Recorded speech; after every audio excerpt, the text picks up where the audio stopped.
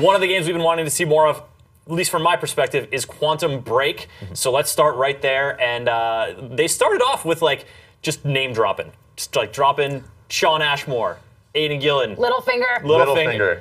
I prefer Carcetti, but you know, you got Dominic Monaghan. So like really sort of leaning into that fact, like, hey, we've got stars in here. We're connecting this to the TV show, guys. It's going to be big. It's hard to be excited about a TV show for a video game because we've seen not a lot of great ones. I mean, it always feels like this is going to be something that's tacked on.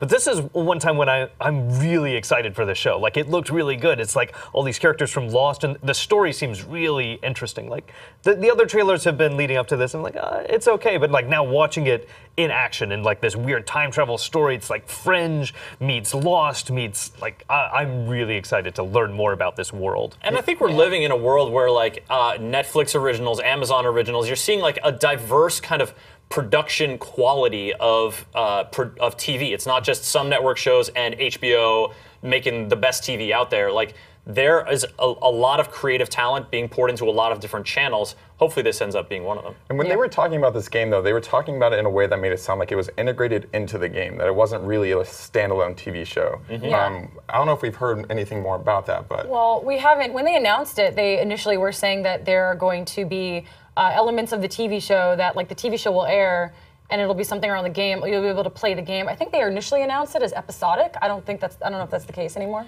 I can imagine there would be sort of episodic content. You know, you think to like Halo 4 had episodic content that came out and told bits of a story. So it's not hard to imagine, you know, they time it, and that was timed weekly. So, you know, if they have weekly episodes airing of the show, then you have a weekly episode maybe to play. Maybe it's like a DLC-sized kind of thing. It's a smaller mission, but you know, the larger game itself, the larger narrative is a much more robust experience. Yeah, the sense I got of it was something like Halo 4's Spartan Ops, where you have like the CGI, in this case it would be live action, video going into then a short gameplay mission that you would play each week. And so we did see some gameplay, actually. Here we're taking a look at exploring the space where one of the first time time travel machine was built, and it's doing this neat thing that I really like.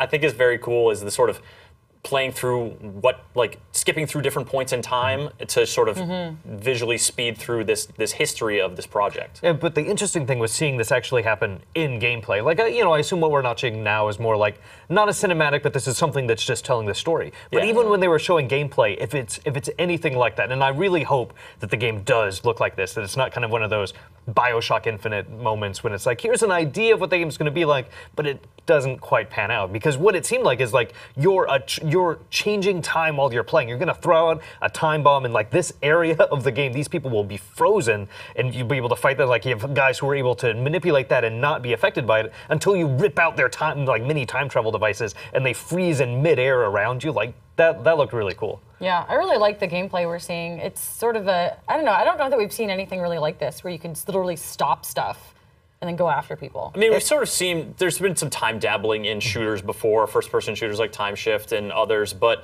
this is, I mean, the time thing is what elevates this above another third-person shooter, right? Like, because, I mean, he was in cover and he was, like, running around. It kind of has a vaguely Uncharted look to it. Otherwise, it's very standard, like, oh, get behind cover, dodge guys. You can see where the bullets are coming from. What I was thinking, though, is like, it does look very powerful, this time ability, which actually, in a sense, contextualizes why you're this one-man army, in a sense. In a lot of games, you are just one guy going through, murdering tons and tons of soldiers, but in this, you actually have some sort of story context for that. If you can do all this weird time crap, of course, you're going to be like a super dude. But yeah, I do like this part. They showed up with these soldiers who are immune to the time stuff, and so that will sort of, it's another wrinkle in that layered sort of system. And then I liked how when you killed them, they froze in time. They lost their ability to be out of time. And so I think that, like, certainly in the demo setting, they are doing a pretty good job of showcasing some of the cool facets of the time manipulation in Quantum Break. I guess it remains to be seen how that ends up playing out. Quantum Break is coming out April 5th, 2016. And presumably the TV show is going to be right along with that. It's kind of core to the experience, I'd imagine. Yeah.